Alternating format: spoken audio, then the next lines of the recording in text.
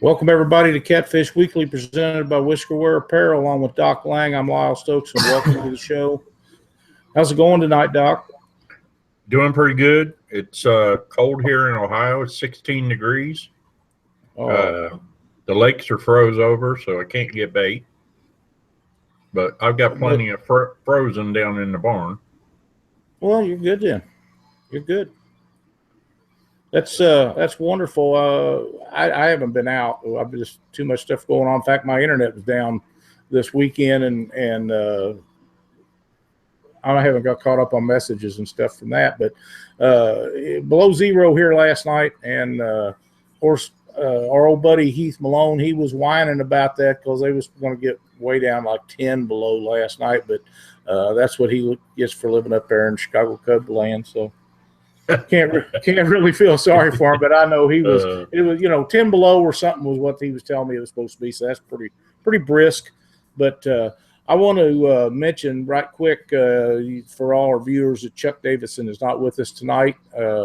We've talked about his father having some very serious health issues, and he's on hospice, and that's where Chuck is tonight. That's where he should be, and I want to wish him the very best, and anybody that would like to, please send Chuck a message and tell him that you're thinking and praying about his dad and his family, because right now I just been through that, so I know how much that means to you. Yeah. We really wish him the very best, and this is a tough time of year for that kind of stuff to be going on. Yeah, it is.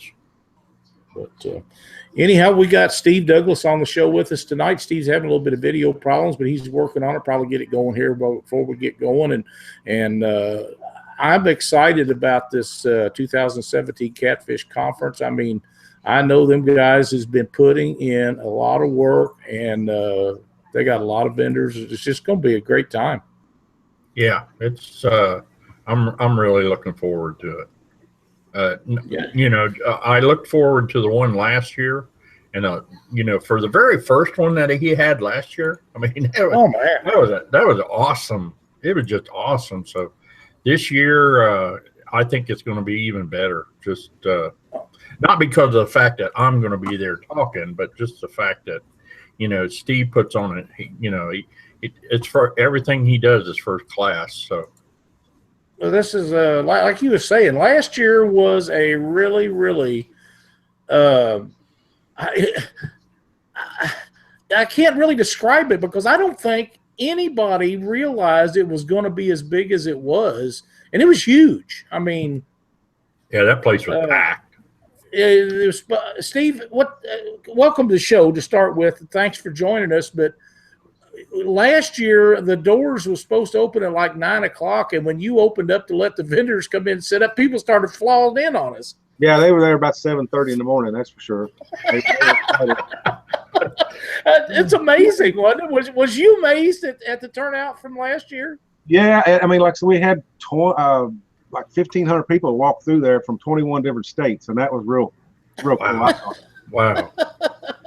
I mean, notice, we only started that thing. The idea was brought to life in like November, and we didn't really get started on until like January. So it was nuts. Wow. I was so impressed, and it went smooth. Everything went smooth, and it was easy. Everybody got along. There was nothing really.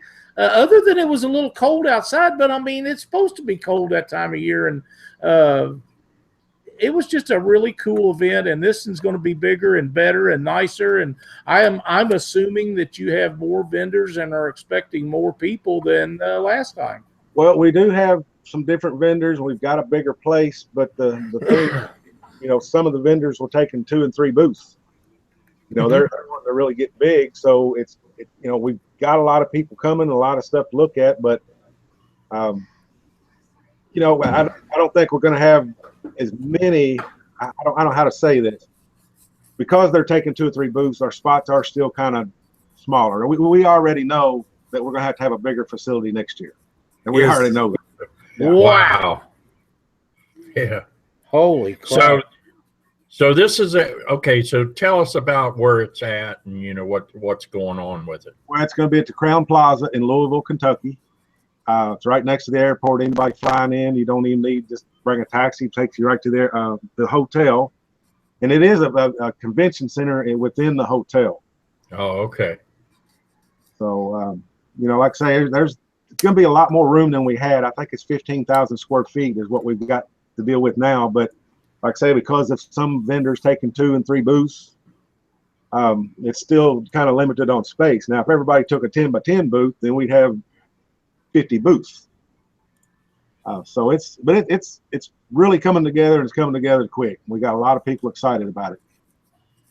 Well, now there was a big announcement the other day about tickets to get in. You want to elaborate on that a little bit? Yeah, our partners, and I want to let everybody know that this is not my gig. I mean, I'm just a partner in this.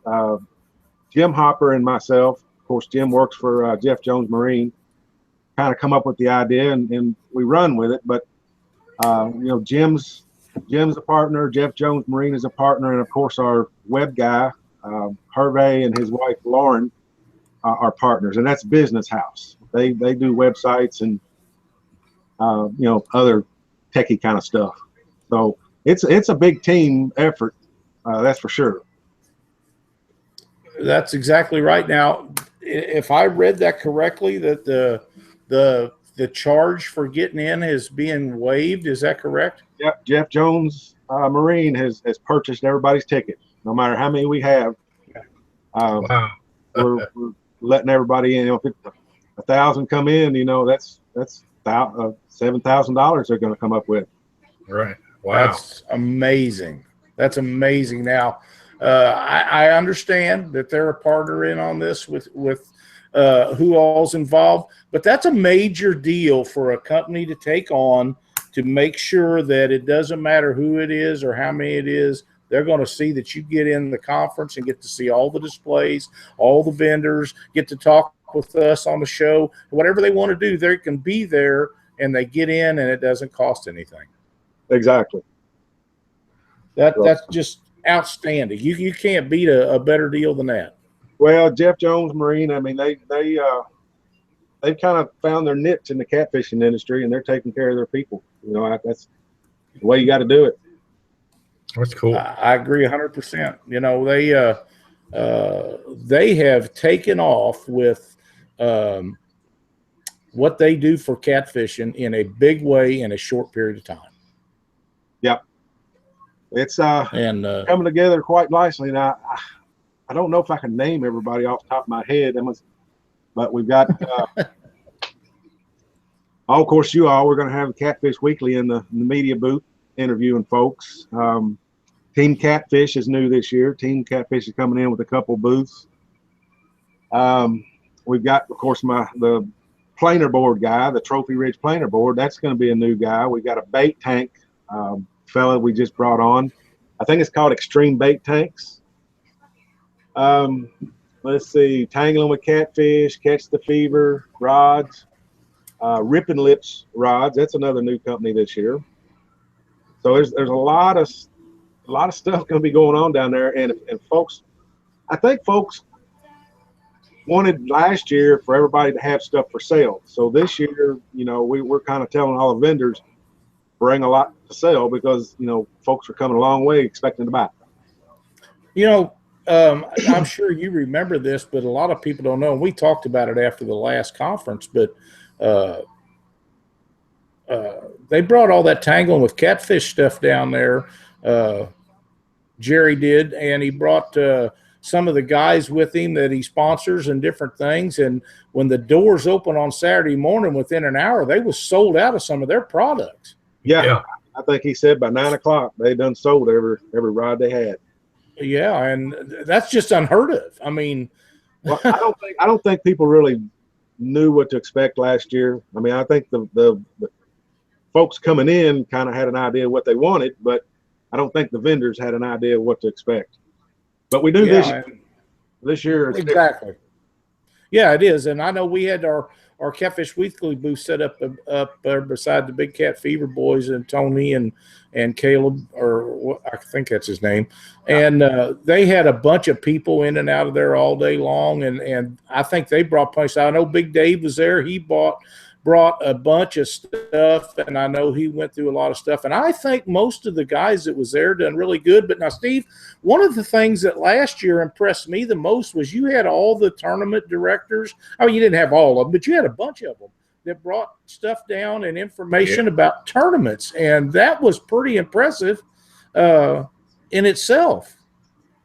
Well, we like to have the tournament guys. Now, we don't have as many of those this year as we'd like to have. But I think it has something to do with the charging of the booths this year. Mm-hmm. Last year was all free, but now that we've had to go rent a big center, we do have to charge a little bit, unfortunately. But we'd like to get more of the tournament guys, the local tournament trails like the Ryan Nagy? No, Alex Nagy. Yep. And a few of them to get back down. I know. Cabela's King Cat is going to be there. We'd like to get Ken Freeman down there, but I invited him, but haven't heard anything from him. Trying to think how many there's a few other tournament guys there, but we'd like to have a little bit more.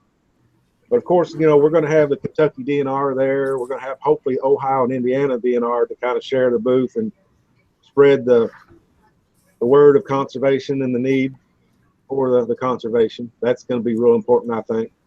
Yeah. Now, are they going to talk about that at any point, or are they just going to have a booth? They're going to have a booth and pass out information, I'd say, but you could probably talk to them one-on-one. I mean, that's how they did it last year. That's great. Jay, I can't really pronounce his last name, Harrello or something like that. Jay Harrello. He's one of the main biologists. He'll be there and talk to a lot of them one-on-one. Yeah, that's what they did last year with us. Because Ohio's got that telemetry thing going on, which that was pretty cool, seeing how far them fish moved. Well, I was in West Virginia, I don't know, 2 or 3 weeks ago, and I was fishing on a hole, and three guys from DNR come up to me on their little John boat and said, "You're fishing right on our trout lines."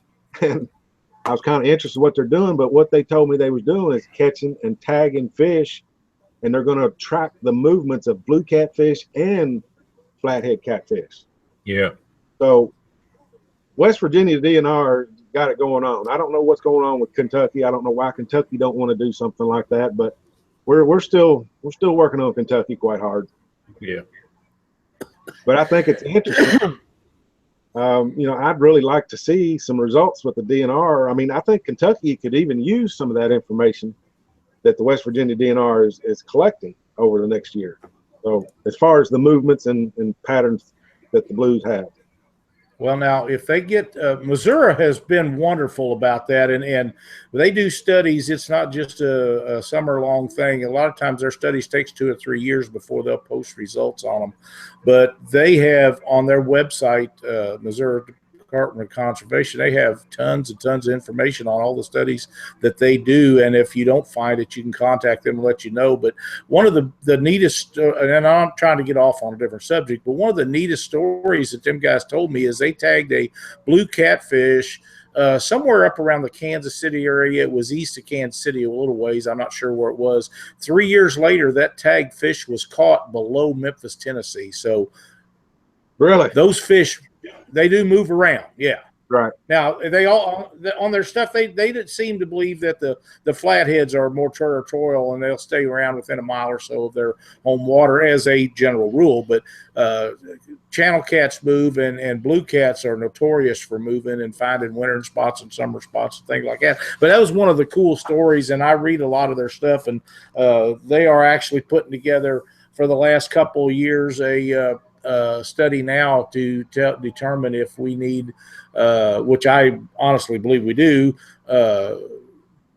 limits of fish and size limits on the Mississippi to Missouri River. And I'm excited that we'll get a 34, 35-inch rule in there like we have on a couple of the lakes. So that'll be real good. Well, it's needed everywhere, to be honest. I mean, at times of not paying attention to our resources. It should be out the door. I agree. So, I agree. But it's cool to see the DNR working like that. It is, and they're a great. You know, I never thought about this, Steve, but had I have had my head out of my butt, I could have contacted Missouri Conservation, and I'm not too sure they wouldn't have been happy to come down there and been a part of the conference. I don't know why I didn't think about that till now. I guess I just didn't register with me, but something maybe for the future is contact Illinois, Indiana, Ohio, Kentucky, Mississippi, Missouri, all them guys. There's plenty of knowledge that they could share, and people could ask questions at a place like that and get a lot of answers. Oh yes, sir. Yeah, you know, to me, it don't matter what state you're from. A DNR is DNR. A study's a study. Water is water. That Ohio River is an Ohio River from Pennsylvania down where it dumps in at Cairo. I don't care what anybody says. The Ohio River is the Ohio River, no matter where it's at. Yeah, I agree. Sure enough, Seb. That's some great news. I'm so glad that Kentucky's got their department down there. I hope I get a chance to visit with them and get all that done, because I would like to get some more. We've had some of the conservation guys on our show and over last couple of years, and different places like that. I would like to get them more involved with that, because they can do questions and answers, and if somebody lives and can't make the conference or someplace they're at, they could get on the show and type in a question. We could pass it along to them and get a correct answer. Yeah. But yeah, there's it's going to be a lot of stuff going on at the conference. That's just a little bit of it. Now, what I'm excited about is some of the seminars. We've got some top-notch anglers talking at seminars this year, and that's going to be quite. Some of the newer guys that's in the sport may not recognize some of the names, but some of the names have been in this business a long, long time, such as Doc. Doc's been in it longer than I have, actually. So, and then, of course, we got Phil King coming in. He's going to be doing some talking. Who else? We got James Patterson. James Patterson. Yeah. Oh, yeah. So we've got some very knowledgeable folks. You know, and like I say, the younger guys may not know who these guys are, but you know, they need to pay attention and listen to what they got to say, because they can teach you some stuff and you learn some stuff for sure. Well, that's exactly right. And you get Doc and James Patterson down there and Phil King. My God, that's three of the top guys in the nation right there. And I don't even know who else you got coming in. I looked at the thing, and for some reason I can't remember all the stuff of who's going to be there. Do you have a list of the other guys that are going to be there? Just in my head, but Joe Ludke, he's a big tournament angler. He's fishes all over the nation. I think he's going to be doing a thing on channel cats. Of course, he's in channel cat country up there, and he's good at what he does. But he's good at what he does down here in Alabama too. So wherever. Yes, sir. And then of course Jason Bridges is going to come up. Now Jason is a lot like me. I can't get up in front of a crowd and just start talking about stuff. But Jason's going to do a question and answer, and that's what I like too. If somebody asks me something, I can talk about it all day long. But as far as me having to come up with a subject and talk about it, I'm not there. But Jason's going to do a question and answer stuff. So if you got anything you want to ask, that would be the one to do it at. Yeah. So, and I think and Jason is extremely knowledgeable, one of the top guides in the United States, and heck of a dancer. Yeah. I got that on video too. I got some good funny stuff on video. But he was we really had a great time down there last year. That was a hoot. Y'all was at that little shindig, wasn't it? Yeah. We were all there. Yeah. That was a lot of fun. And then it was a blast. Yeah. And then Jim Hopper, he's the manager of Jeff Jones. He brought on another fella, Fuzzy. I don't really know Fuzzy's last name, but he is a rep for Hummingbird. And they're going to be doing some Hummingbird seminars. So Doc Lane's going to be doing the Lowrance, and Fuzzy's going to be doing the Hummingbird. So we've got those two covered. That'd be real good. I tried to get a hold of Garmin, but couldn't make Garmin. And of course, we've got a lot of boat manufacturers coming in. You know, the Sea Arc, of course, is sponsoring this thing, along with Suzuki. They've done a lot. Of course, you know, Sea Arc plays the game. You know, they're yes, in they do. with catfishing, and you know, I don't run a Sea Arc, but I do appreciate what they do in the sport. But now I do run a Suzuki at this point, so You're right. I'm very fond of the Suzuki. Well, Sea Arc is one of the big companies that has stepped up and done a lot for our sport, and I don't use their boat either. It's not that I wouldn't, I just don't have that, haven't had the opportunity yet, but I've been in a ton of them.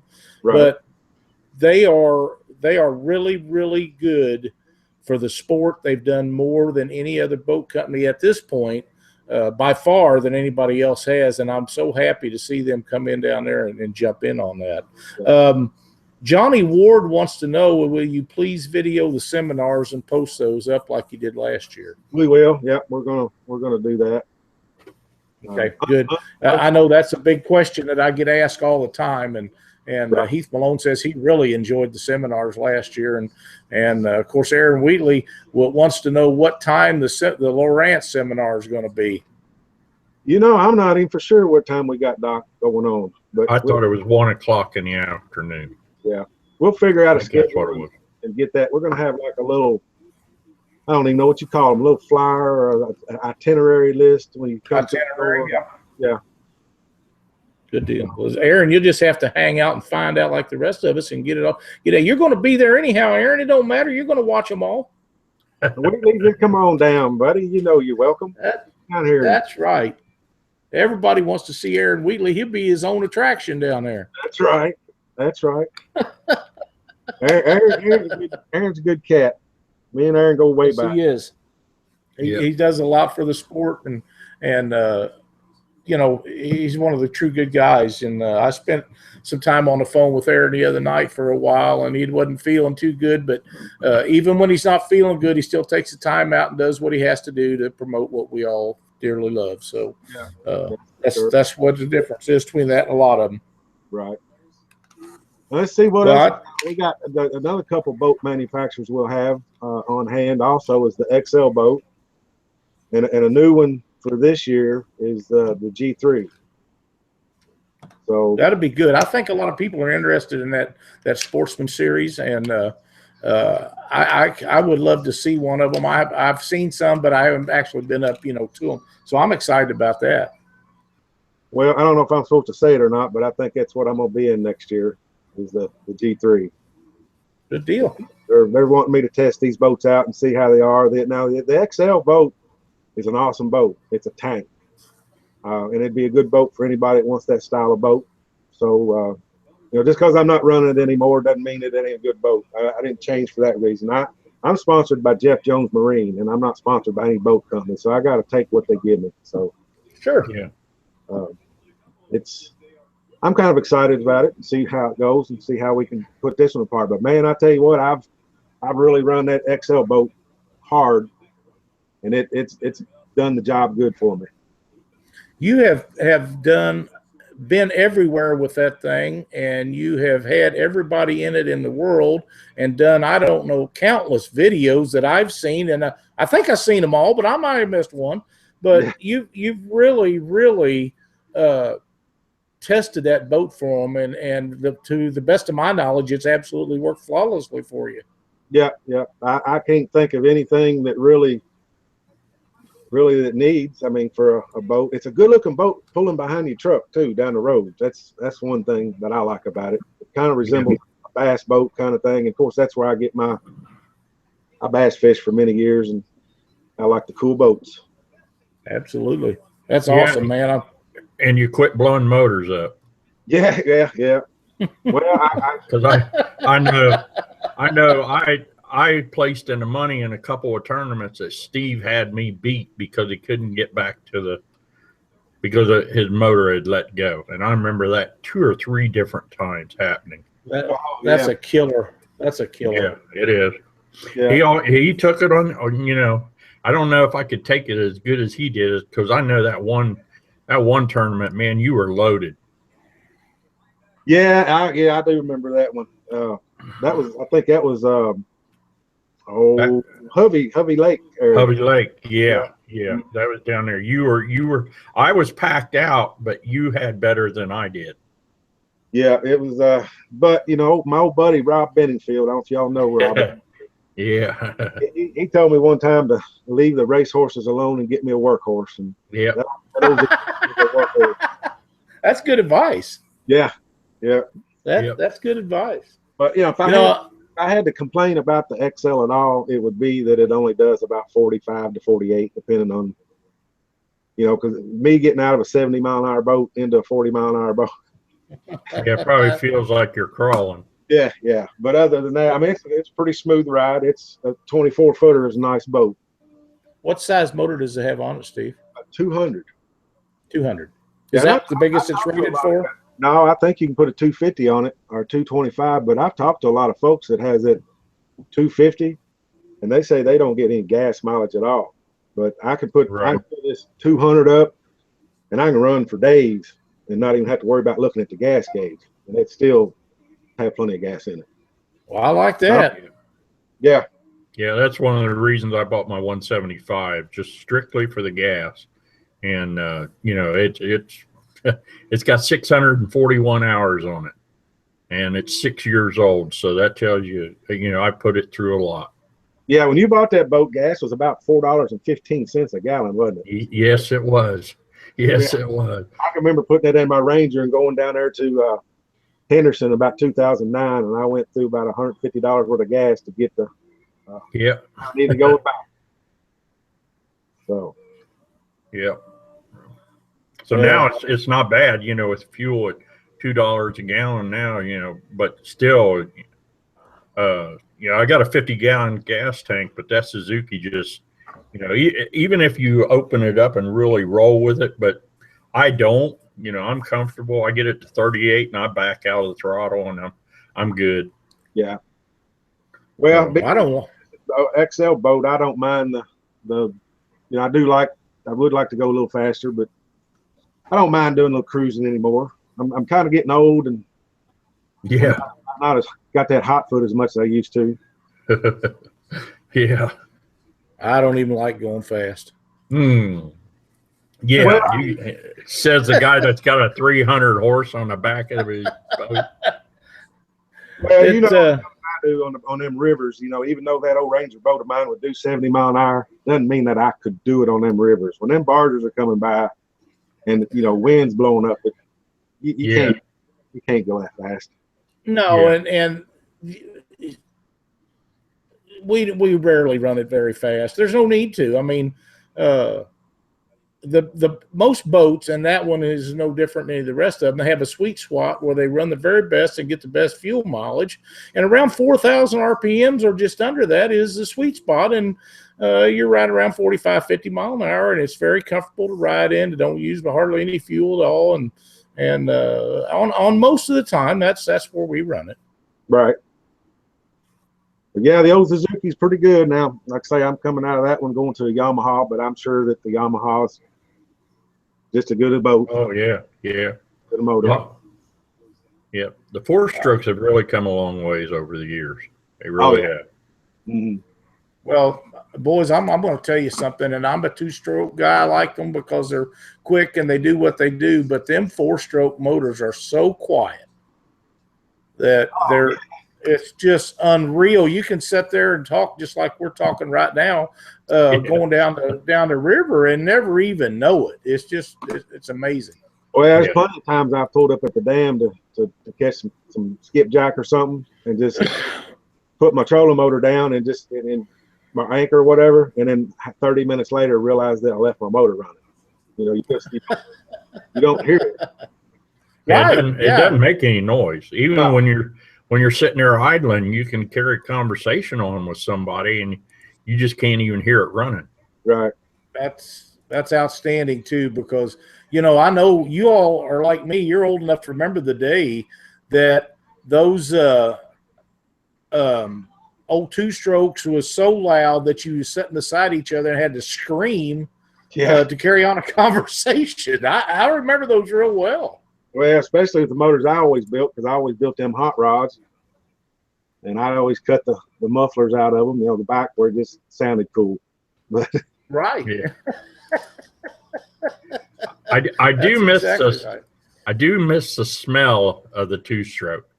Yeah, I do miss. I always like that smell. That reminds you of the lake and water. Yeah. Yeah. That's for sure. But the new ones don't have that smell really. No. You know, they really don't. They're quiet compared to the old ones. They're not quite as a two-stroke, but they're pretty quiet, and they don't waste any fuel. You know, they're all computer controlled, I guess now, and they're very efficient and do really well. But the four-strokes are definitely a lot quieter.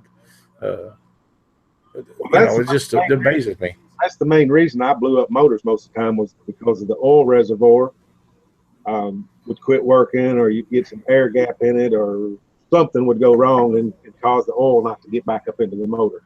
Because I didn't mix it in my gas. I had the oil reservoir. Me too. Yeah. Me too.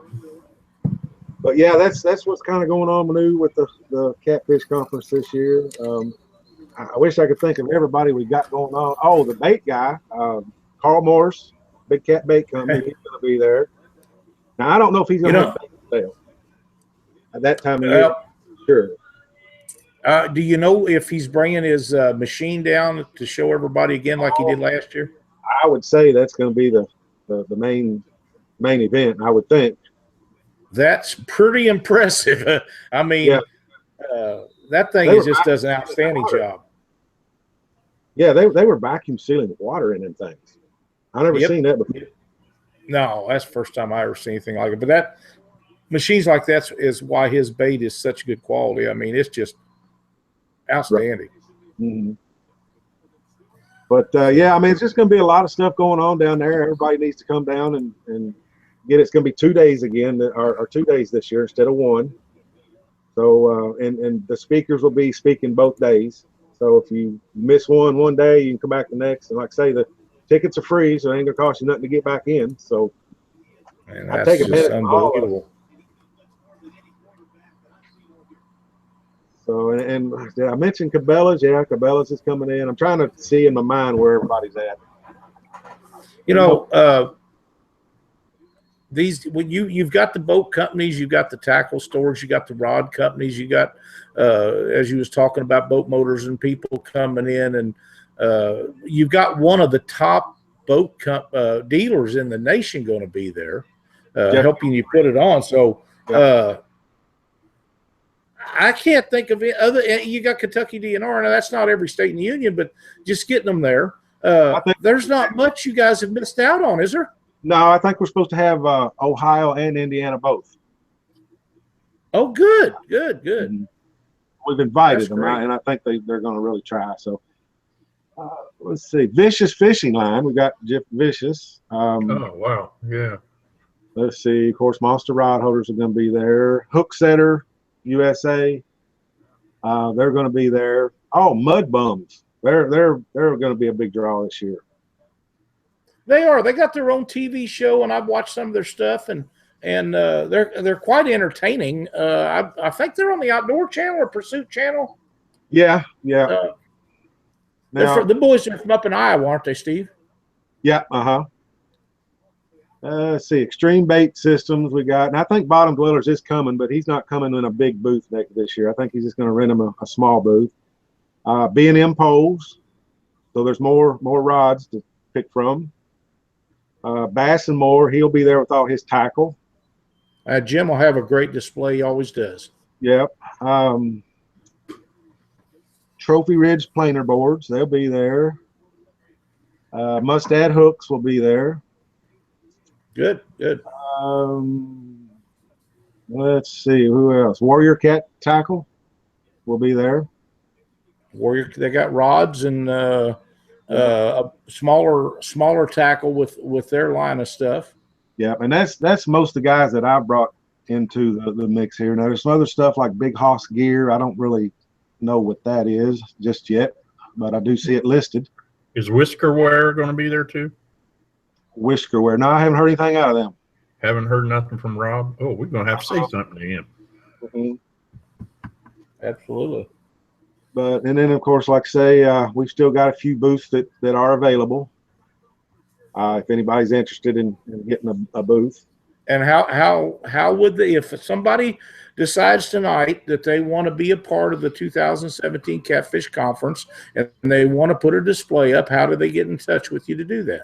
Well, you can go to catfishconference.com and hit the little buttons at the top says conference 2017, and there's go to the Catfish exhibitors vendors page, and there's links there that you can follow. That'll take you right to the contracts and applications. That's good. So anybody that has stuff that they would like to display, you're not going to be able to put it out in front of this many people live anywhere else in the United States. So if you want to get a hold of the Catfish Conference, go to their website, click on there, go to their vendor display page. They'll set you up with a booth, and they've only got a few left, is my understanding. So get on in there and get that stuff down there. If you guys have got something that you want the world to see, we all want to see it while we're there. Right. It's going to be a good thing, I think. Like I say, we're already know that we're out of room this year, and we need a bigger place. So that's exciting. That's unbelievable. In 2 years that you've grown like that. That's just nuts, and it's only going to get bigger, Steve. Well, the industry's ready for this. It's the industry is well, not the industry, the folks that's involved in it, as far as the fishermen. They're excited. I mean, fishing should be fun. It really should. The whole sport should be fun. Now, there's a few folks that like to throw the wrenches in the gears, but other than that, we need to keep this sport fun with conservation in mind. I agree. It's and like it doesn't matter if it's me and Doc or you or who it is. Nobody's going to make everybody happy. But for the most part, this conference was a success in everybody's eyes. I don't remember. There was not anybody that I heard say anything negative about it.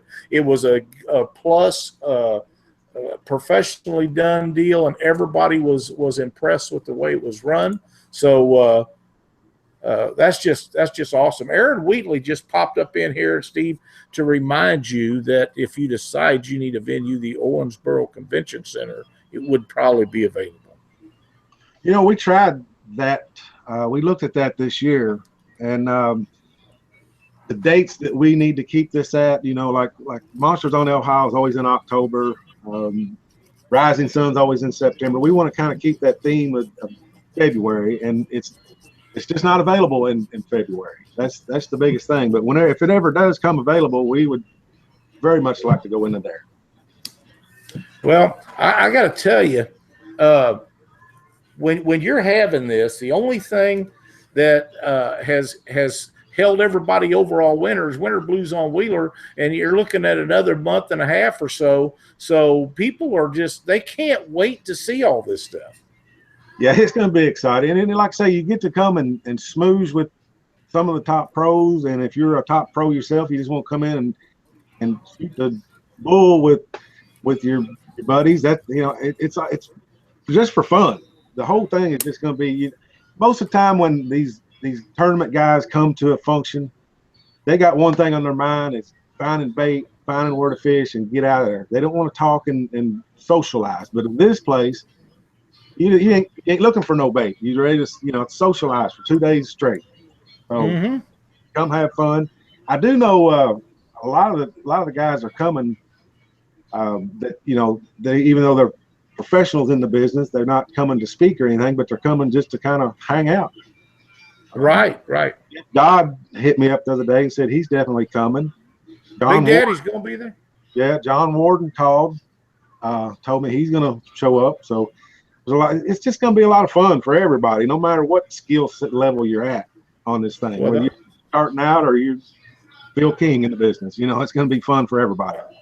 Well, if you go down there and you run into Jeff Dodd or John Warden or Phil King or Doc Lang, you're going to get to talk to the best of the best. And those guys are so much fun. They're an entertainment factor just in themselves. If you walk down the aisle at this thing and you see Big Daddy down there, how you doing? He'll stand there and talk to you. He's that way. He's a great guy. And one of the things that I'm so impressed in is that you got James Patterson down there. James is such a super guy. He's been in this business since it was a business. Long time. Yeah. Is so knowledgeable, and he'll tell you anything you want to know. He's just so friendly and nice, and but for the most part, that's the way the catfishing industry is. Yeah, James is a good guy, man. I feel bad too. Last year at the conference, I didn't even know he was there. Of course, I've met James a couple of times, but after Wheatley's seminar, everybody was kind of dispersing, but I'm kind of doing the camera. Everybody's wanting to stop and meet me and shake my hand, all that. Mm-hmm. And I had a line there. And then at the end of the line, like 15 minutes after I done talked to everybody else, here comes James Patterson, waited in line just to say, hey, thanks for doing what you're doing. That meant so much to me, you don't even know. Oh, I do know. It was, I mean, I would expected him to come on up and, hey, what you doing? But he waited till everybody got done and left and come up and introduced himself. Well, and that's the kind of guy he is. Yeah. We was very fortunate and excited that James took a few minutes with us down in Memphis and sat down and done a show with us. And he sat there for quite a while. And we talked for a long time. Yeah. He's one of the icons in the sport, and the people that don't know James Patterson needs to make it an effort to get to know him, because he is one of the best of the best. Oh, I spent a day with him out there on Memphis this past summer. I've got a lot of video of him just talking. And if you really listen to what he's saying, he's going to teach you a lot of stuff in just a few minutes. Oh, I'm sure he's a great guy. He was just talking to me. He was just telling me stories of past this and that, and I was learning a lot from him just from him talking. So just getting the information from him to see how catfishing has changed since he started doing it like he is till now is a complete story all in its own. Oh yeah, but yeah, he's going to be a great asset to us this year. Absolutely, he'll be a blast. I got to tell you, I know Joe Lucky very well. Joe and I fished tournaments against each other for years, and that will be a great seminar. Joe is so knowledgeable. He's a truly great guy, and he'll sit up there and visit with people and tell them anything they want to know. But he fishes Springfield Lake a lot. Of course, he lives over there, and the Illinois River. There's some great channel cat areas to fish, and anybody that wants to learn how to catch channel cat consistently will need to go in and see Joe do his seminar, because he'll tell you the tricks and ins and outs of it. He fishes with Jerry Klein, his father, his dad, and them guys. Now, if you get up to our neck of the woods, you're going to have to beat them boys, because they're going to be on it. Yeah. Yeah, I mean, the guys look at these big blues that a lot of guys are catching, but then they don't think much about the channel cats. But I'm gonna tell you what, it's just as tough to go out and catch a big load of channel cats as it is catching big blues. Now, that's right. And I mean, a fish. If I always say action's action, but a 10, 15 pound channel cat is a huge channel cat to me. Oh yeah. Yeah. I don't care how big they are, just have fun. But yeah, Joe's going to be a good speaker too. He's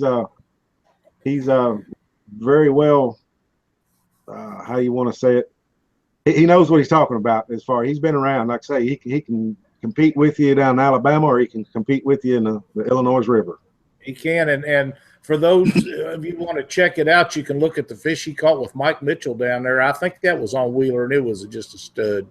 Yeah, I think it was 105 pounds, 102 pounds, or something like that. It was a giant, yeah. Old Joe, he gets it done, and like I say, his dad, Jerry Klein, #1, and then his brother, Jerry Klein II, it owns the Tangle with Catfish fishing rods and stuff. So they come from a line of family that knows how to catch catfish. Oh yeah, and they're good folks too, real good folks. They are. They're great guys. Mm-hmm. And Jerry and them guys have been sponsored you in your videos for years. Yeah. Good people. Exactly. And then of course Mr. King, and Mr. King's kind of silent most of the time. He'll talk to you, but he's not out there, say like I am, on social media. But man, you don't want to dismiss that fella at all.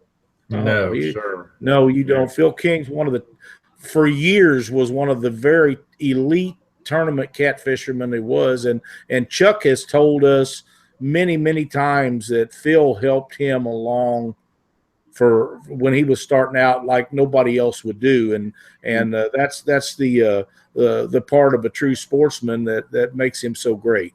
Yeah, and then he has a guide service too, so he teaches a lot. Like I say, he don't get on Facebook and share a lot of stuff, but sometimes he does. But I don't, Phil's not about that. Phil's, he's got his guide service and he's serious about what he does. We've tried to get Phil on our show with us several times, and he's not just a guide. He's got an everyday job like a lot of other people do, and I'm hoping that we'll be able to get him gathered up down there and set in for a session with us on Catfish Weekly, because the schedules just never seem to line up where we can get him on there, and he's such a knowledgeable guy, and like I say, he's been around it forever. So if we can make that happen, we need to make that happen.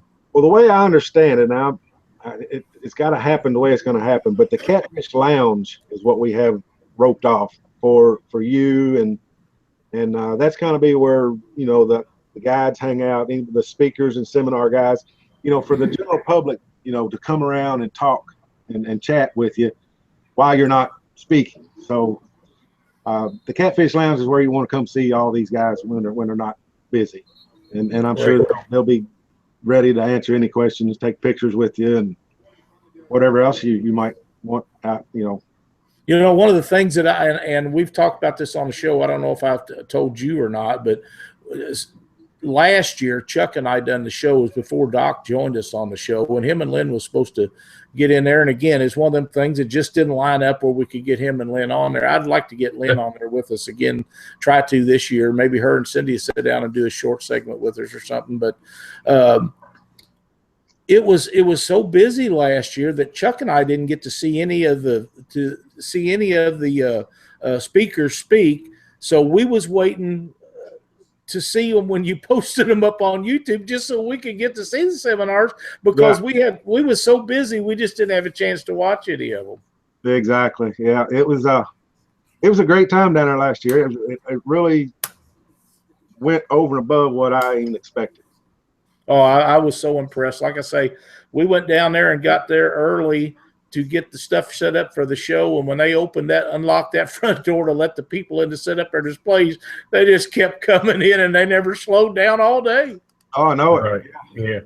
We got there at 9 o'clock, and there was people coming out of the building with rods. You'd see 4 or 5 guys had 4 or 5 rods in each hand. They were coming out, and I said, I thought they were supposed to open this up at 9 o'clock. And they said, well, they opened it up, and the vendors came in, and so did the catfishermen. So, did you see the little video I put out of the Lisa's interview? No. Of Lisa's? Yeah, Lisa was running around interviewing the public. Yeah. And she was talking to this one guy, and he said, "Oh, I just love it." And it's 3 of them, but they just realized that they're talking to Lisa that the one guy spent $800 already. So he probably didn't want his wife to know that. Yeah. Well, I think his wife was one of them right there. She was the one that just realized they done spent $800. So, but I mean, it probably wouldn't be hard to do. You get 4 or 5 rods, $100 a piece. Yeah, it don't take long. You go through it. Buy some reels and that kind of stuff. Yeah, plastic goes a long ways. Yeah. The only thing we don't have that I wish we could have, and it's kind of hard, but I think next year we should be able to get them. But they'll be probably represented through Jeff Jones Marine, but it's like trolling motors. We don't have a certain brand of that's setting up a display or anything, but you'll be able to see them still at Jeff Jones Marine booth. They'll have a lot of stuff up. So, Aaron, Excuse me, guys. Aaron Wheatley sent a message in on our chat, Steve, and he says he wants to know where that video of Big Cat Patterson's at. I ain't put it out yet. Yeah, I knew you hadn't, or I'd already seen it. I've got the one video that me and Big Cat did when he shows his rig. Yeah. I've already got that video out. But I probably got 20, 30 more minutes of me and him just talking as we're fishing, and he's just telling stories and how it all started. I can't wait. I can't wait to see that. It'll be a great show. For somebody who don't know who he is, it might be just a couple guys fishing. But for the guys that really know and can listen to him and read between the lines, you're going to learn some stuff, because I sure did. I'm sure. Yeah. That's a guy that taught me how to fish on the river. Oh, yeah? I mean, you know, because back in the 90s, that's when I started fishing tournaments. And James, and I can't think of his partner's name, looks just like him. Just can't get it. He was a captain on the river for years. You're talking about Harold Dodd. Harold Dodd, yeah. Harold Dodd's one of my favorite people of all time. Yes, sir. I haven't seen Harold in a long time, but those two were partners. And I remember down in Paducah, they were just whipping everybody down in that area. Well, they had a few techniques that they were not real savvy about. I mean, people weren't implementing them techniques, and they knew about it. And bumping is it. Yeah, exactly. Yep. Because I felt real good coming away, and I had 150 some pounds. Man, I was all excited. Shoot, I wasn't even in the top 10. That's good old days, wasn't it? When you could bring big fish in. I was nowhere near, man. I thought, oh boy, I said, this is going to be great. No. I've had the pleasure of having Harold Dodd at my house and done some work for him over the years, and he is so much fun. And I've fished with Harold and Ricky Brackett, and I've told this story before, but I don't know if you've heard it or not, Steve. But Harold keeps a set of small boat cutters with him, and Ricky, I'm sure as he still does, he used them high dollar Gamakatsu hooks. At the time, they was costing him about $3.50 a piece, and he'd pull a fish in the boat, and Harold reached down there and cut that hook off so he didn't stress that fish. And old Rick would just squall, and the next time he pulled one in, he'd do it again. I never laughed so hard with them two guys as I did that day. It was a blast. The last thing I heard about Harold, I think he caught a big old fish in the Bass Pro Shop down there. But Phil King caught a 102-pounder or something like that day one, and I think Harold come in there day two and 103-pounder or something like that. So that's been about 5 years ago, I think. Yeah, that was back in 2007. Mm-hmm. He told me that story the first time. I'd heard about it, but when he get to telling that story, it was, he's kind of like E.F. Hutton. When Harold Dodd talks, everybody just kind of sits back and listens to what he's got to right. say. Yeah. He's just a great guy, and I think the world of him. Now, the last I knew about Harold, you was talking about you hadn't seen him in a while, Doc. The last time I knew about Harold, he had quit running the towboats, and they had got him managing or running the company that he worked for, and it's absorbed so much of his time. But Harold's got to be about ready to quit. He's going to have to get. I look for him to be back fishing as soon as he does. You know, if I'm not mistaken, I talked to Patterson about that, and I think he said Harold went back to work. Yeah, back to driving the boat. Oh, he did. I think that's what he said, if I'm not mistaken. Wow. Well, I do know that here and this was several years ago. Harold was in the administration part of the thing, and right. A tug went down and the captain drowned on one of the dams here in Ohio, and they brought Harold up, and he ran the unit that brought that boat back up. So that says a lot for his skills. Oh yeah, absolutely.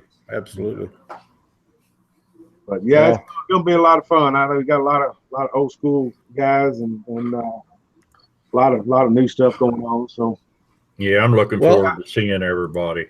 Yeah, Steve, if these guys that want to learn about catfishing come down there, and if they can just take what the guys like Doc and Jim Patterson and guys like that are talking about, and listen to what the younger guys with the new style knowledge, if they can take that stuff and put it together, they'll be somebody to deal with. Yeah, yeah.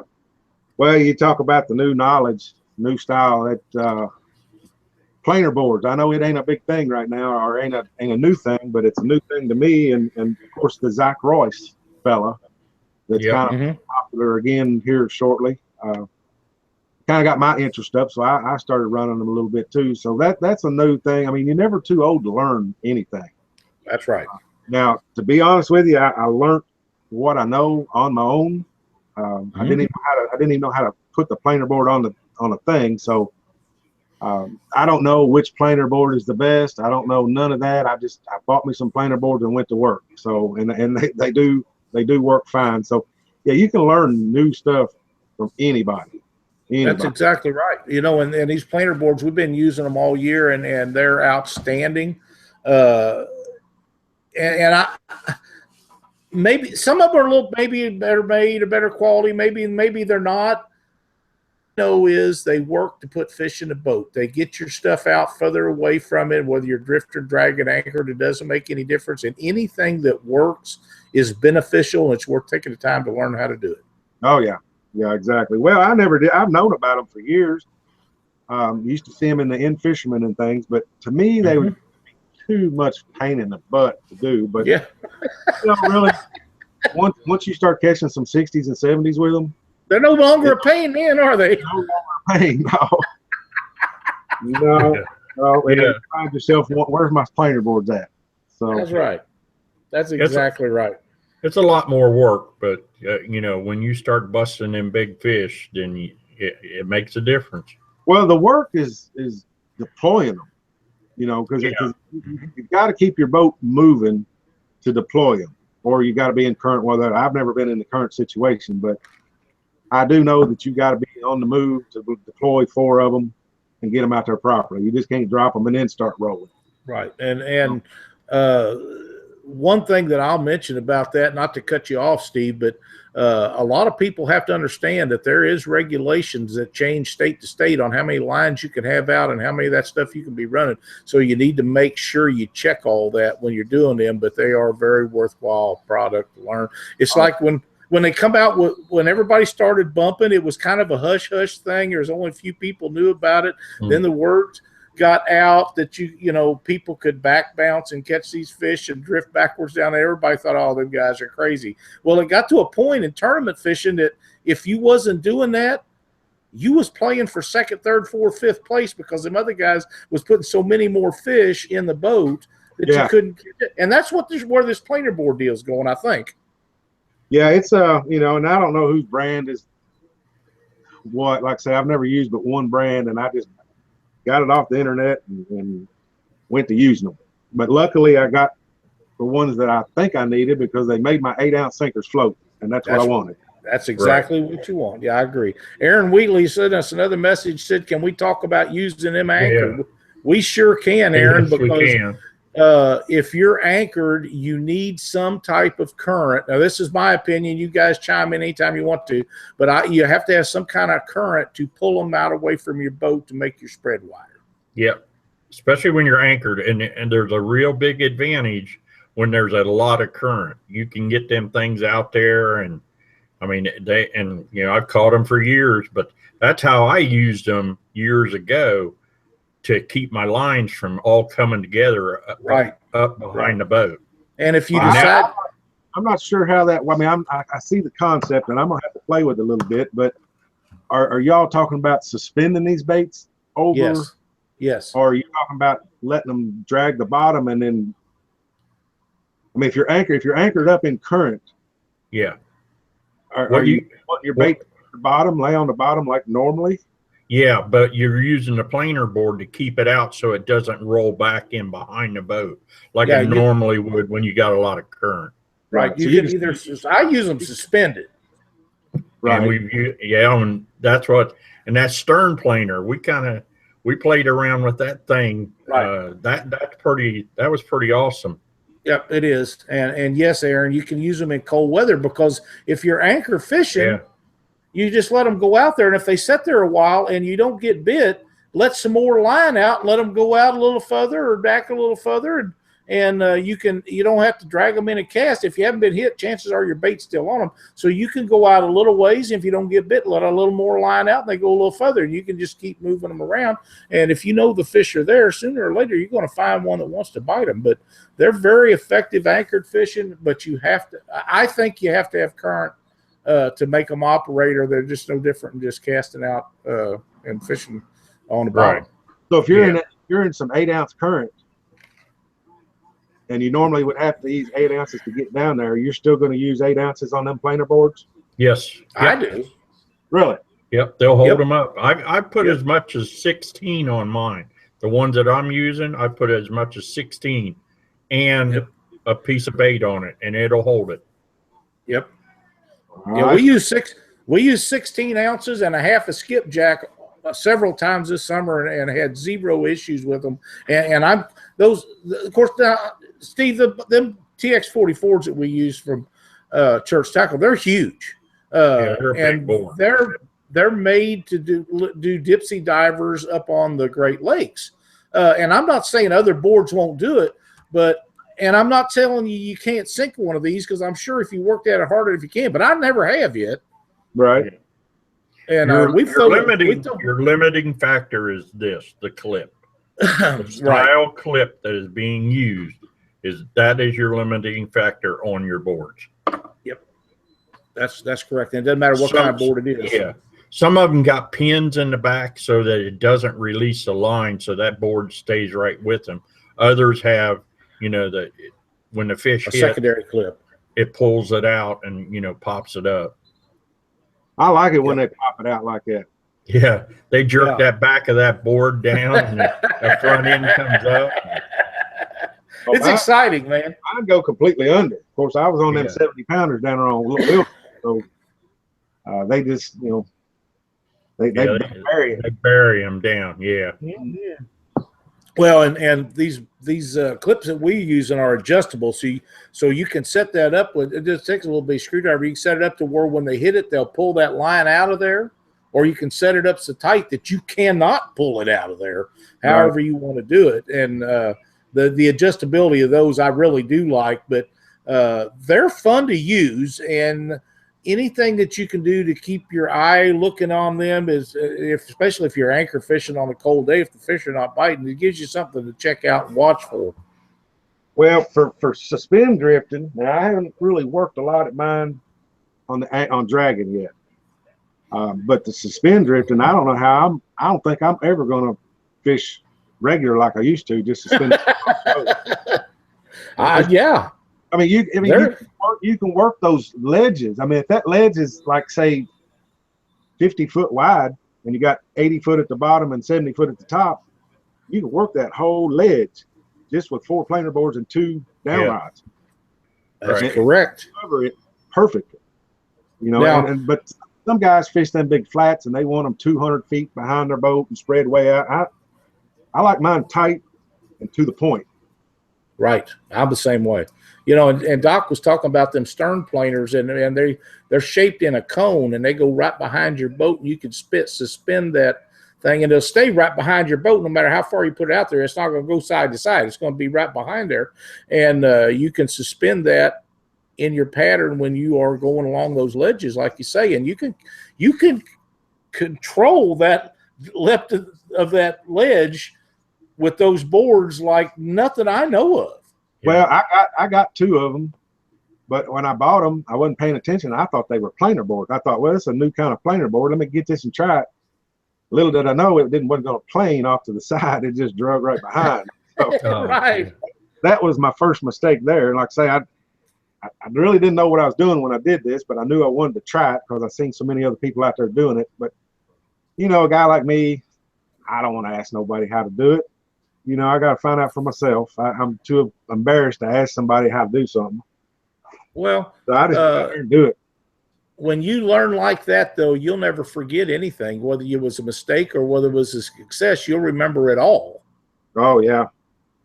Well, I took them girls, Risha and Jessica Oakley. I took them down around Thanksgiving, and we implemented those planer boards, and man, we caught a lot of big fish on them.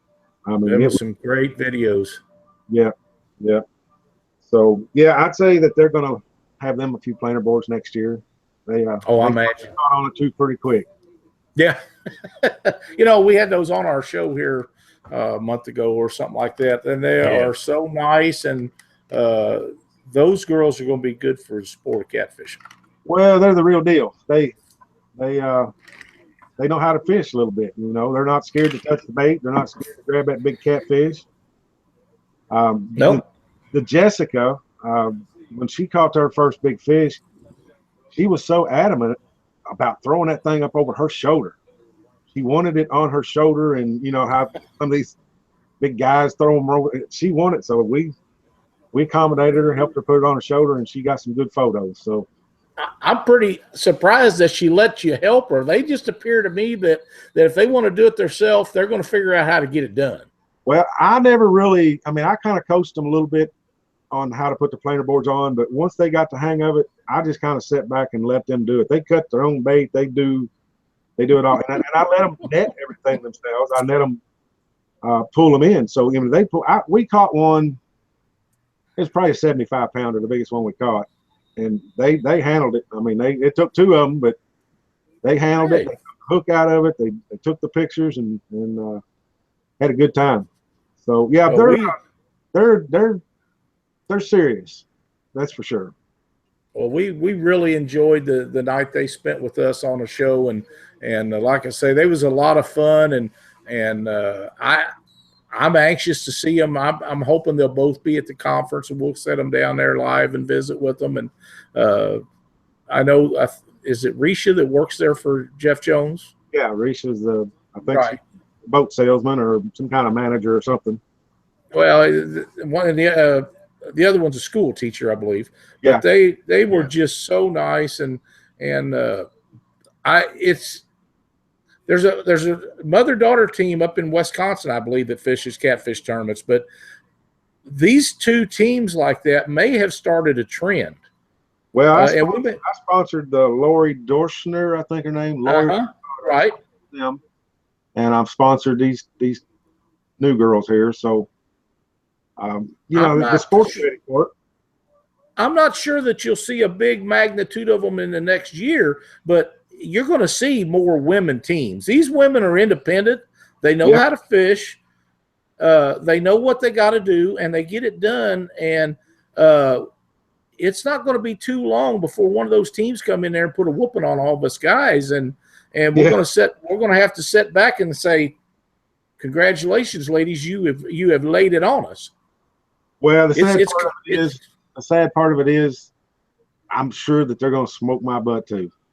You know, the guy, what's that? The students overcome the teachers or something like that. Yeah, that's the way it usually works out. Yeah. Well, one thing about that, Steve, you always be able to say, "Hey, I helped them along and got them to figure out a few things, even though they're doing it on their own. That I was a part of it, and that's worth a lot." Well, just like I say, I like supporting the sport, but there's a lot of ladies out there fishing. You know, Janet Fox, she's out there. Teresa and Dave, you know, they fish. Yep. That little old gal from Texas, Lisa. I seen her. Lisa Prince. Well, her too, but the little Tawakoni girl. Michael Terry Littlejohn. Yeah, I seen she went out there in the middle of it. There was some gnarly waves out there, some big swells. Yeah. He was putting the big fish in the boat, filming herself. Yep. So film guide, she does it all, man. I've tried to get them to come on the show, and you know, I think a lot of times people think that we're going to let something happen to them on the show or embarrass them or something, and we never do that on purpose for anybody. No. But I've asked Michael and Terry a couple different times, and they are interested, and I don't hear nothing back out of them. So, and after a while, I get kind of disinterested. But this show is about promoting catfishing and making it bigger and better and sharing knowledge for everybody. And there's, if we do something wrong, it's a mistake. We sure as the world not going to do it on purpose. Right. Yeah, she's on YouTube right now. She's there. In fact, there's a "Hey guys, greetings from the Catfish Conference admin team." They're on YouTube right now too. On YouTube. Who's that? Yeah. Who is? Terry, Michael and Terry Littlejohn, and the Catfish Conference admin team is on YouTube right now. Oh, well, good. Welcome. I've got it live up here on mine. I'm not sure who that is. That's probably Lauren and Hervé Drompt. I think that's how you say their last name. They're the business house. They're the one that takes care of the website. And yep, that's he said that's right. This is Hervé. Yeah. Hervé's stepped into something he's not used to. Of course, he's doing a great job at what he does, but he's never come from catfishing. He don't come from a catfishing site, but he's really got a dose of it last year. So that's good. Yeah, that's good. He's doing a good job. Now I need to get him out one day and put him on a big fish, and that might change him around. But yeah, they do a great job on the website and whatever else you call that, maintenance stuff that goes on with the director. That's it, director. Yeah. Oh, but yeah, it takes a team to put this thing on, guys. It no one man can do it by himself. I don't know how Aaron Wheatley does everything by himself. Because all right, Steve, I don't know. Hang on a minute, Steve. We're going to put you on the spot. Hervé says, tell Steve he can tell the real story about my introduction to catfishing. It's a funny one. The introduction. I'm probably lost on that one. All right. Well, he just posted it. What was it? How are you seeing this stuff at? I monitor YouTube. We have the channel on YouTube. And so I monitor it, and then we watch each one of us is looking at other places where we're going live. So we go live and we get messages on Facebook, and I try to catch those, and I try to catch the ones on Google, and some of them that's on the Catfish Weekly website. We have a live chat there, and Doc, he's watching the one. We have a live chat also on the YouTube channel. So we get YouTube watchers, and we get Catfish Weekly watchers. We get people watching on Google and Facebook, and they send us questions for all of them. So everybody's got a designated area they watch, so we can try to catch all the questions that we get. Right. Yeah, and Chuck, he's not here tonight, so he's always watching something else right there. So we stay on top of all this. So when one of us is not here, we still miss some. Three of us stay pretty busy on here for the hour that we're talking. I got you. Yeah. I don't know what Hervé's talking about the funny story. I'll probably remember it once I get off of here. But well, something that you and I talked about, Steve, that this conference is such a big deal that we need to make a big opportunity as we can to get the word out, so as many people can be there and see it as we can. So you and I talked about having you on the show tonight. Then we talked about having you on the show in January, and then right before the conference. So sometime between now and then, maybe you guys could get together on that story and share it with it on the next show. Yeah, sure. Yeah. That sounds great. But I just think it's that important, and if you have the time, I think that we need to keep everything up to date. If something changes, even if it doesn't change, we can go over a lot of the same stuff again, because there'll be people watching the next time that didn't watch tonight. Oh, exactly. That's the bad thing about Facebook. I've got like a full house on the friends list, but when I make a blast out, Facebook, I think meters who gets to see that. The whole 5,000 list of people that's on my list don't get to see it. So yeah, I'm sure you're right. Shame that they meter you like that, but it is what it is. But I guess the more we blast it, the more they're gonna get to the point. So, but yeah, I think we got a good lineup this year. My only concern is running out of room again. So, but we're gonna make do with what we got this year and move to the next year. I was pretty impressed the way you kept finding places for them last year. That marine location, everything worked out and went really smooth, but I didn't realize that building was divided up into so many places. And it was way late in the day before I found everybody, Yeah, we had that one off to the side a little bit, and I kind of, if we'd have if we'd have had a little bit more, because we had to get that tent. We knew we was running out of room on there, so we rented that tent also to put out back. But if we'd have been thought about it a little bit more, we should have put it at the next garage door over and made people walk through that other room that a lot of people may not know about. Right. That's a good idea. But but that's still, it was a lot of fun. Vince Nadowski said that he had so much fun down there last year. He can't remember when he laughed so hard. So and it was a great time. Yeah. Well, tell Vince Nadowski we still got a booth open available for him and his rods. I think he's got a new rods out too. Yeah, he does. He's got some new rods out, and of course he's got Catfish Tech, and that'd be a good time for him to get down there and get all that stuff set up. So Vince, there's your invitation to get a hold of them guys and get you a booth. Yep. Like I said, the Whisker Wear guy, we've got a booth available for, I think we got 3 or 4 booths available left, and that's about it. Now we've got a couple in the seminar room that we've kind of got reserved for guides and nonprofit kind of guys. So we still got a little bit of room available. Okay. Yeah, that's good. Hotels now. I think the hotel is booked up. I wouldn't surprise me because I know we got a room some time ago and they was low then. Yeah, I think we reserved 100 rooms and they're gone. They're one out. So yeah, it's unbelievable. Yeah, it's gonna be great. Another guy's coming all the way from New Mexico is Chris Flores, my buddy from Muddy River Catfishing. Got the other YouTube channel. Yep. Chris, he was last year. He done a really good job on a lot of his videos, and I know you made a trip down there. How was that? Did you get to fish with Chris? I did get to fish with Chris, but the thing, I stayed 4 days. But man, when you got to fly that far, we tried to do too much in one day and didn't work out. And then, of course, I guess I went during a holiday too, and there was just everybody on. His brother was on the lake, and of course the wind blew 156 mile an hour.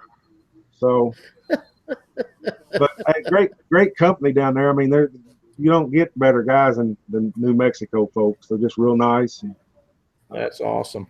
It was a lot of fun. Awesome. I got a message back from Vince. He says, yes, we will be setting it up as soon as he gets back from Wheeler. So you're going to be losing one of those spots down there, Steve.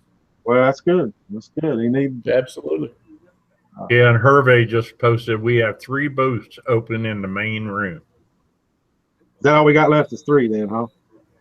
Yeah. So, well, I mean, like I say, it's been a little time consuming getting this stuff together, but it's all falling together. It's all just coming together. So it'll be a great time. Steve, you guys have been working on this since before the last Catfish Conference. You've worked on it all year, and it's upon us now. And all that hard work that you guys put in doing this is going to pay off because it's going to be a blast. Well, like I say, I'm hoping everybody has a lot of fun and leave. I hate to bring it up, but there is drama out there. Everybody needs to leave the drama alone and come have some fun. And that was the cool part about last year. There was none. Yeah. And it can be that way again. You just got to do it. That's all. Right. Yeah, but we had such a blast. It was a great time. Well, it was a great time. We should have that many. I think we had like say 1,500 people that came through. My goal is 3,000 to come through, but I'm hoping that we're going to be able to do some local advertising and bring an extra 2,000 in from that. Just kind of in the tri-state, Indiana, Ohio, Kentucky kind of thing. That'd be good. That'd be good because it's good for that area and bring in a little extra revenue and stuff. So, yeah, but it'll be a good time, and I'm looking forward to seeing you all there. And I don't know if you know it or not, though, Lyle. You seem to be the voice of the Catfish Conference. Well, thank you. I know you'd said something about that last year, and I really didn't pay any attention, but I love doing what we do as you do, making your videos, and I realize that there's not near as many people watch what we do as watch what you do, but we have just as much fun, and I hope that everybody enjoys what we do. And when we sit down there last year, I don't know how many people we visited with, but we had a lot of the top guys in there, and we had some guys that nobody had ever heard of before, and we have just as much fun talking with them as we do the next guy. And you know, I shouldn't even have to say this, but you know, Steve, we're always look forward to having you on our shows. We go all over the place, and whenever you're around, you're gracious enough to spend some time with us, and it really means a lot because a lot of people follow you, and they want to hear what you think about whatever's going on. You know, your opinion matters to them, and we'll be sure and get you on down there probably at the beginning, because I know you're going to be running around like a chicken with his head cut off. Yeah, I'm gonna try not to do that this year. I'm gonna try to have everything handled prior to this, to where I can, you know, sit and shake more hands and, you know, talk to more folks. That's good. That's good. So hopefully we'll be a little bit more organized than I was last year. So I didn't know what to expect last year. This year I'm kind of on track. So, well, I'm going to tell you, there'll be a lot of people that appreciate the fact that you're doing or do that, because they look forward to seeing you and taking pictures and all that stuff. So it'll be a lot of fun for them. Well, I mean, we got guys coming from California. We got guys coming from New Mexico, Arizona. I mean, it's crazy. It is, and I was so impressed with the turnout last year. I look for this to be bigger. I really do. Well, I want you to listen here real quick. Let me find it. This is what I mean by you, the voice of it. Let's see if it works. Hey, everybody, this is Can you hear that at any chance? Yeah. Yep. Yeah, that introduction that you have, we're here live. That video is so awesome. We sure had a great time down there, and you know, we'll get down there, and we're going to have a good time this year, and everybody will have a great time. It'll just be wonderful. And you know, my mind's always doing something and thinking about different things, and I know yours works that way too. But down the road, 5-10 years from now, what do you think this is going to be 5 years from now? Oh, well, I'm hoping that it's going to be 10 times bigger, 4 times bigger. I do too, and I think it will. So yeah, number one thing, I hope I'm still around. So yeah, that's right. Don't we all? That's for sure. Yeah, but I'm not sure about your age. Well, how old are you? I'll be 60 this next birthday. You're just a little bit older than me. I'm 50. I think I'm 52 or 53. I can't remember. Yeah. Doc's got me bested, so I don't feel quite so bad. We kind of go back and forth on that, but I thought that we was probably both a couple years older than you. And every morning when my feet hit the floor and I get to stand up, I'm a happy camper. Oh, exactly. Yeah, I'm the old man of the group. So. Well, you're well respected, though. I tell you that. I mean. Well, Doc, I appreciate that. I'm about to tell you something, Doc. You've got, I mean, when I first started catfishing heavily, I always looked to your website before I went anywhere. Of course, yours the only one there was. Yeah. And you really need to that's true. Back up and running. You need to update that bad boy. Yeah, I there's know. a lot of good information in it. It does. Yep. That was a holy grail when we started doing. I fished tournaments long before I ever had a computer, and when I found Doc's website, I said, "Man, anything you want to know, he's got something about it on here." Of course, things have changed since then, you know. Yeah, I think you've had it out since '96, haven't you? Yeah, it's 19 years old this year, I believe. 19 years old. Yeah, and I started in 2002, so you was already a seasoned angler before I even came on the picture. Yep. Yeah, I started in. As far as tournaments go, you know, I've always catfished, but as far as the big tournaments and stuff, yeah, I didn't even know there was a tournament scene, to be honest with you, because I was just doing this myself. And then Cabela's comes around. Yeah. I think they were in Brandenburg, Kentucky. It's the first time I ever fished a tournament of Cabela's. Yeah, Steve, I started 1995 fishing tournaments down in Cincinnati, Ohio. A guy named Dale Broughton had a tournament series down there, and there was 55, 60 boats in that tournament. Really? Yeah, and it was like every other week. Clint Grizzly just posted on here that your website's almost older than he is. Yeah. Hey. And when it comes to my website, a lot of people say, why haven't you updated it? Well, my computer crashed, and I haven't been able to figure out how to get back into it to update it. And that's the reason there hasn't been an update. I haven't figured it out yet. So we're going to look forward to that. So I'm going to try to get it. Yeah. Steve had mentioned it to me about 3 months ago. He said that, that's been around a long time. You don't want to let that thing die. So, well, you need to talk to Hervé. That's what Hervé does. And that email he sent you today, if you get with him, I'm sure he would make you a page on the Catfish Conference that will help direct some traffic over there to you. Okay. All right. Yeah, I'll do that. Steve, since Clint got on here, there's something I wanted to say. Last year, Clint Gisling and Dale Smith fished and won the points championship with Kansas City Catfish, and they're not going to be holding tournaments in Kansas City next year. And those guys was sponsored by you or had some dealings with you, and you will not find better guys than those two guys, or find anybody that works any harder in tournaments and promote you like those boys did. They done a really good job. Who is it again? Clint Gisling and Dale Smith from Central Missouri. Oh yeah, I remember them fellas. Yeah, they're great guys, and they had their Dale got his monster rod holders on there and his stickers, and he's telling everybody about them, and they ended up winning the Kansas City Catfish points championship last year. Yeah, I do remember that. Yeah, I do remember that. Good fellas, and like I say, Dale really done a really good job of representing your products. That's awesome. We also appreciate guys like that. It's hard to find guys that'll hang with a company a period of time.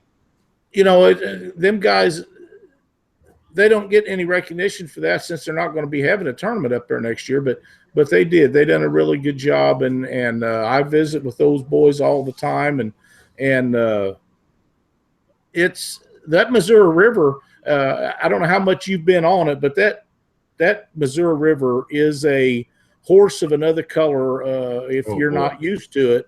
And they fish all of them. If it's a night tournament, they're there. If it's a day tournament, they're there. If it's high water, they're still there. They don't pull no different situations on what tournament they're going to fish. So they're always getting it done. Well, that's great. I haven't get a hold of them. We might be able to do something with them this year. I'm looking for some good guys. They're top notch. I promise you. You'll not find any better guys to visit with. They're just really good, and they're going to be at it again. So every time I go to that area, I know I'm going to have to beat them. Right. It's yeah. Now who that was Kirkpatrick's tournament trail, wasn't it? Right. Yeah. It was Brad's, and I've learned that Brad is not going to have tournaments next year up there. So. Yeah, he called me a couple months ago and tell me about that. And I've been with Brad. It's a shame. Brad for years. Brad was one of the old school guys too. Yep, he was. He was. I remember back years and years ago, we was all on the BOC, and Brad was there, and he used to do the deal where he talked about basketball, and I used to kind of get around him a little bit on that because I don't care nothing about basketball, and I know that's going to make Aaron Wheatley upset because he's a basketball nut, But Brad's been in it for a long time, and he probably just decided enough was enough. And that's kind of what happened. Cindy and I are doing Twisted Cat Outdoors. It come to the point after 9 years that we was getting burnt out on it. We want to fish. You can't fish and run tournaments both. Yeah, that's right. That's right. Guys told me before you can't own a bait shop and want to fish either. That's kind of the same deal. Well, yeah. I'm sure that's probably right. Clint sent me a message, said they'll be down at Winter Blues. So, but he's a super nice guy. But they both are. They're great guys and help anybody any way they can. Well, listen, fellows, we're running on an hour and a half. Steve, when you come on here, it just seems like we can just go on forever. So, are you serious? Yeah, it's 9:30 already. Well, before we get off the air here, let me throw in here. Hervey just posted, he said over 450 tickets were registered since Saturday. So they're filling up fast. Well, that's done cost Jeff Jones Marine about $30,000 already. So, yeah. Wow. But that's awesome. That's awesome. That is. It's going to be a big time. That's crazy. But we're still needing about 2,000 more to be happy, I guess. Hey, Doc, I know Steve can't see this, or I don't think he can see it. I don't know what he can see or not. But you see this? Yeah, that's homemade cinnamon roll Cindy just brought me on. Yeah, I can see y'all, and I don't know why my camera ain't doing that. Well, we'll get her fixed up, and the next time we get you on here, we'll pick out a day next month, and we'll get you back on here. So we make sure we stay up to date, and we get everybody that wants to be down there can be down there. Yeah. Well, that's awesome. And I appreciate you helping us out, spread the word. I'm looking forward to seeing y'all down there chatting with you. It's always great to talk to you guys. Well, we're gonna have a really good time, and we appreciate you coming on here and sharing what you do with us. And thanks a lot. I'll get everything set up and get you a date, and we'll do it again. All right, fellas. Appreciate it so much. All right, Steve. Thank you very much. Thanks a lot, Steve. All right, take care. Take care, buddy. Man, how do I get out of this thing? Wow. You just X out of the box at the top. All right. See you, fellas. All right, man. Take care. That's outstanding. He spends his time, but he's got a good deal going on there. That conference is a major event for the catfishing world, and I can't wait to get down there and get her all done. And hopefully Chuck and everything will be going good for Chuck, and he can be down there with us. I know he's counting on it. He's already planned it, so we get through this deal with his father and get him all set, and he'll be there with us. What do you got for a tip tonight, Doc? Man, with all the other stuff that's going on. Well, we're in the cold season, and one of the biggest problems that people have is the eyelets in their poles freezing up. And my tip for tonight is you can use this stuff right here, PAM, and you can spray it on those eyelets, and that will not freeze up. And that cold water that cold water can go right through there, and that PAM. And this is olive oil, so the olive oil kind, we can catch Italian fish with this. But the regular PAM works just as well. So, but that's Doc's tips for the night. Use PAM to keep them eyelets ice free. Man, that's a great tip, Doc. I may have to get some of that just so I can catch some Italian fish. I'd love to catch one of them Wells fish. Clint says you're ate up with it, Doc. Oh, man. Well, it was great having Steve on here. Yes, it was. We had a good time. We do, and he's always a very gracious guest to be on here with us and spends a lot of time. He's got other stuff to do, but it was nice for him to be on here with us. And we'll get him on next month and make sure that we're all up to speed with everything. Please keep Chuck and his family in your thoughts and prayers. And for Doc Lang, I'm Lyle Stokes, and thanks for watching Catfish Weekly.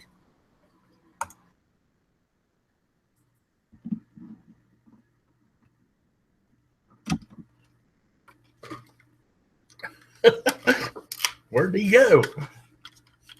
Wow, that was a big show tonight.